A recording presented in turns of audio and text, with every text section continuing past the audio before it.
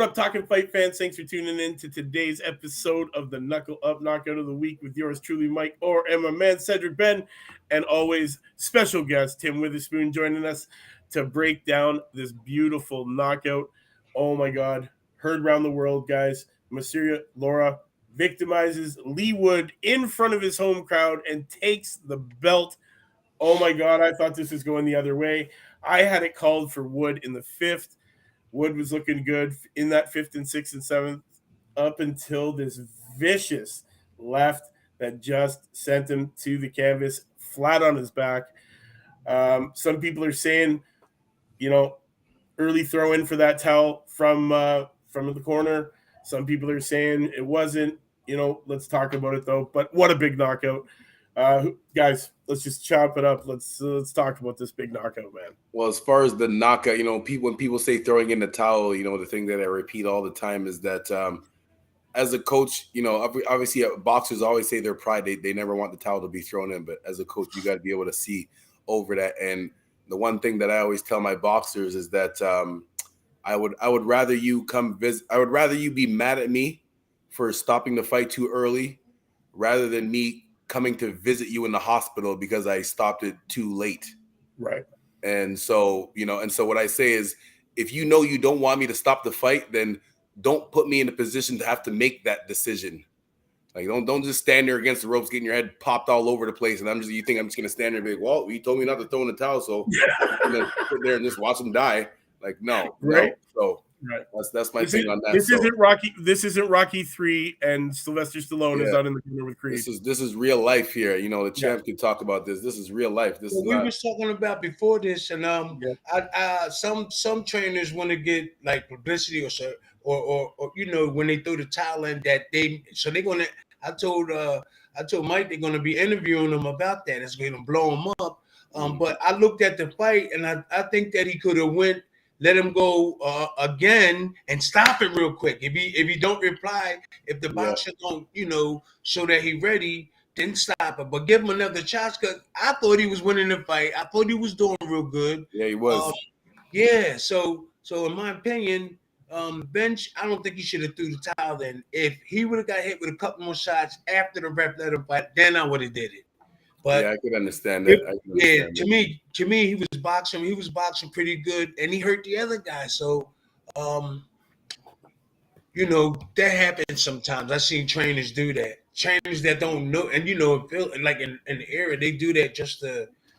Oh, I threw the towel in, and I know how to train people and stuff like that. But that's not he threw the towel in and stuff. And he's a trainer. He did real good, but he could be hurting himself too. Yeah. With the box.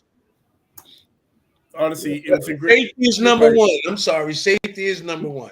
Safety is number one. Yes, always. It's always looking out for the safety. Get him home. Get to the next match. That's what it's going to be. Do you think there's a rematch in store for this one? I can't remember if there wasn't one in the clause, but I think they said there was one in the clause, but I think they said there was one in the clause. Yeah. Okay.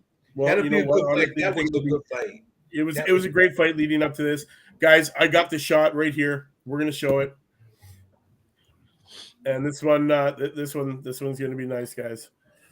So this is the shot that just ends it all right here. And I've show everything after that, like when he threw the towel in too, so we could talk. Is that cool? Yeah. Well, I've got just the shot. Here it is. Here was. You might as well drink it then. I might have got you hear that, Frank? I got that. I heard that. I got that. Here it is, guys. Yeah. So, and Champ, you can talk about this too. When people talk about accuracy, people usually think about talking about your offense, like accuracy with landing your punches. But what I like to remind boxers too is accuracy with your defense. Yes. Because if you see Leigh Wood, he actually had his hand up. He had his hand up back here. Yeah. On the chin, right? So it's not just accurate with throwing your punches, it's accurate with putting your hand in the right place. I usually tell him to put it where the temple. Yeah. If he had his head in that right place, he would have avoided that big knockout. And like you said, I had him winning the fight up until that time too. Me too. So Yeah, Okay. yeah. I see with your defense. Right, and Wood had that cut over the eye, in that accidental flash in the beginning too, which looked like it could have been a problem. Definitely the reason for the second round, why a lot of guys gave the second round to Lara, just because Wood was wiping that blood out of his eye and everything. I've got a close up of the shot that put him on his butt, and it shows perfectly what you guys are talking about with the guard. Here it is. Yeah. Right? See, this right here. This is on the button. This is clean. This is what put him on his butt. There he is. What do you think about his arm? Him keep doing this arm. Wait, let me get keep doing this. What is using it like a measuring stick, yeah. He might as well get the jab in. He get that point and make it look like he's doing something. What you think about that? Yeah. I mean, sometimes you can do it for like maybe 2 seconds just to touch to feel it. Then drill it right here or something. Exactly, like boom, and coming across right there, right? But not just to leave it out there just hanging, like you're just asking for a counter. My trainer told me just split second right in front of the eyes and drop the right hand, but don't keep leaving your hand out there. Like I said before in another show, he would tell me to hit that elbow or hit something back here, so we do like take that left hand out. They keep playing with hit it hard, stuff like that. So that's Mayweather and their era do that a lot. Mm-hmm. Do they follow him? They follow him doing this stuff. Again, is you got to know how to do it. Who else does it? Who else does it? Way. No one good. Okay. People, a lot of people try to do it, but it's they following him, right? Mm. He's drinking on your show. No, it's water, man. Relax.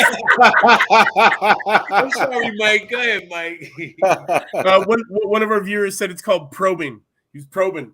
Oh, I got you. Yeah. How long? So you know what's great though? Former two-time IBF champion Josh Warrington was ringside, and Lara immediately approached him angrily after the victory was confirmed. A third fight to settle the rivalry probably awaits in the summer. Given the power on display, the opening round was understandably cagey, although Wood showed flashes of the crisp, straight ones and twos that would trouble Lara throughout. Before the visit, before it ended the second with a warning over his chilling power as they traded wildly, man. Honestly, what a great fight, man. From that point, Wood generally opted to keep his powder dry to the fine effect, despite that cut near his left eye that was more irritating than outright problematic. Could that do you think as the fight went on that became more problematic, or did it look like it literally stopped? It didn't seem to bother him too much after the second round. Wood was cut? Yeah, Wood was cut in the first from a headbutt, accidental head clash. It didn't seem like to me it bothered him. Go ahead. Yeah, to me it didn't look like it bothered him that much, to me. Yeah. But to have Warrington sitting ringside and Lara to have some words with him right after. What are your thoughts on that, guys? Well, let's say your emotions. I mean, right after your fight, like the bell literally rang like 30 seconds earlier. You still got you're still running high off your emotions from the fight. Yeah. So of course, you see your opponent in the crowd, like your adrenaline's going. You're like, yeah, I'll take you on right now. Like that's just the heat of the moment, man. You can't really fault him for that. That's just the heat of the moment. He just went into the enemy's territory in his hometown, stopped the guy. He's on top of the world. Then you see the next guy that's in your weight class right sitting in the front row. Of course, you're gonna talk shit to him and tell him to bring it on. We need stuff like that. We need like boxing is like floating around, not like a butterfly and stinging like a bee. I'm just saying we need stuff like that. That fight really made me feel good. They was banging. There was, they were limited sometimes, like, just leaving the jab out there because there's a lot of stuff. Me and you know what to do with that. They keep leaving their hands out there. But other than that, I really like that fight. I really like it was banging, bing, bang. Yeah, it was beautiful. It's a lot of back and forth. I thought it was a banger, man. To be honest, I like that fight. You know what, Ben Davidson, he's catching, he's getting criticized, for throwing in the towel.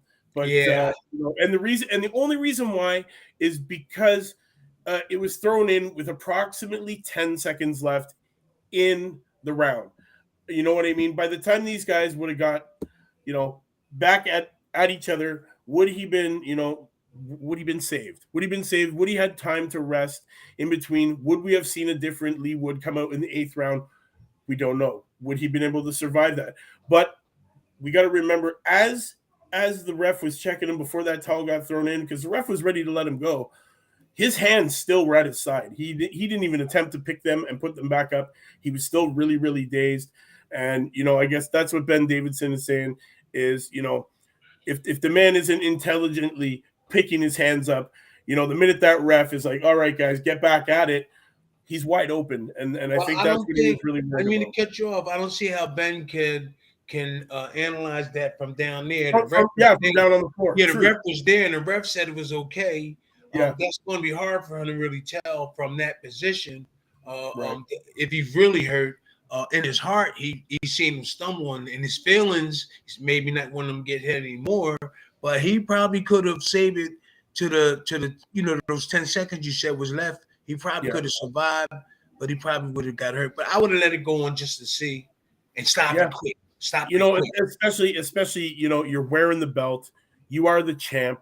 Yeah. You're in your hometown. Your people are there behind you. The stadium is. I think just the adrenaline running off the crowd cheering, him back up, should have been enough to get him going and at least survive the end of the round. Come in, at that point, the trainer can see it in his eyes if he's there or not. Then that's the time to throw in the towel. Not with 10 seconds left. You just kind of just gave it away. I'm an advocate for safety. Yeah, definitely. Yeah, definitely. Me too. You know what? But it was a big knockout, man. I'm not taking anything from Lara. He put on a great performance. A great performance, and definitely, you know what? It is confirmed. He does have that power in those hands, and you got to look out for this guy. At any point in time, in the beginning of the fight, at the end of the fight, he does have that one punch stop power, and he's proved it time and time again. And Woods, his thing is not over. That dude is okay too. He just need to learn just a couple more things. Am I wrong? More things. That hand and a couple more things. But he threw that hook too. He threw them combos. I'm impressed with him too. He just got caught. Yeah, he just got caught. Just want to touch a quick little second here on the Neary fight. Wow, the second fight that I sent you, champ. Wow, what a battle, Cedric! I know you were watching that this morning. We were checking that out. What were your thoughts on that fight, man? What another brilliant KO. Got to go first on that one. That one I couldn't really pick up that one because it was back and forth, and it wasn't as professional looking as the first fight. Right. This was throwing punches and everything. These guys were wild throwing. I believe Hovhannissian threw about, I think he threw 688 total shots. Wow. And Neary threw, I think it was 598 total shots. Both guys landed up in the triple digits for power shots landed. I believe it was like 150 to like 140 something. It was pretty crazy. Definitely, what a massive fight. That one had me on my toes. It was back and forth nonstop for the whole thing. Cedric, your thoughts on it? Yeah, man, it was crazy back and forth, that Neary and his opponent there. The one that I saw, I didn't get a chance to watch it live. The link that I watched it on, it was a little bit blurry, so I didn't get a chance to like a full clear view of it. But they were swinging punches back and forth. It was stopped. What round did it get stopped in? Right at the end. There it is. I got the highlights on the 12th round. Yeah, I believe it went right to the end. Yeah, I got the highlights on my other laptop here too.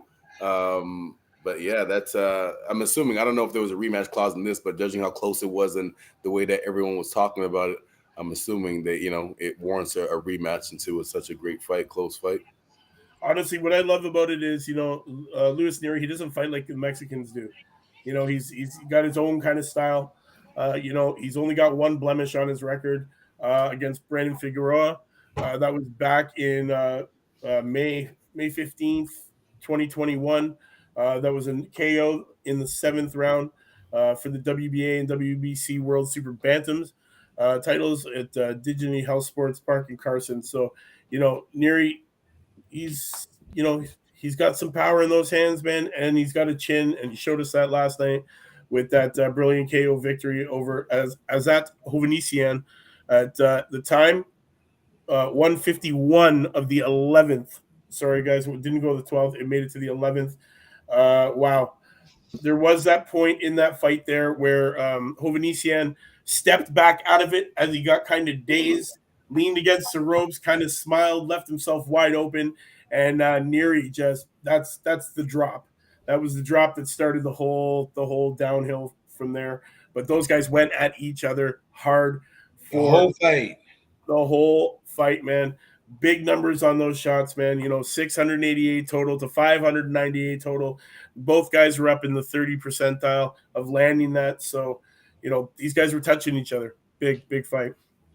That was a hard to judge fight to the end, right? Yeah. Yep, definitely hard. Definitely hard. Well, guys, those are the two we're talking about this weekend. Honestly, I had to talk about the Neary fight. It was hard to pick between these two, but you know what? I gave it to Leigh Wood. We gave it to Lara taking out Leigh Wood only because of the hype of that, man. You have this guy being booed walking into the ring, coming into that hometown main event, and taking belt. That's a big victory. That's a big victory. Now that's what you call a knockout of the week, guys. That is the knockout of the week, man. Mauricio Lara victimizes Leigh Wood in front of hometown, takes that belt. It's not the last we've heard of Leigh Wood. We know he's going to come back. Definitely, I'd like to see a rematch. I think it's deserving of it for sure. You don't know if it's a clause. You don't know if it's a clause in the contract. I think there is a rematch clause in it. I think there was. I heard them talking about that there is a rematch clause. So we'll see what the date will be. Yeah. Okay, that was beautiful. Yeah. All right. Well, guys, thank you, Talking Fight fans all around the world, for tuning in to this week's episode of the Knuckle Up Knockout of the Week with yours truly, Mike, or my man Cedric Ben, and always our friend Tim Witherspoon coming through to help us break down these beautiful knockouts that we get to see weekly and bring to you. Guys, thanks for tuning in. We'll see you next week. Same time, same channel, new knockouts. Remember, fighting solves everything. Knuckle up. No, it doesn't. Fighting solves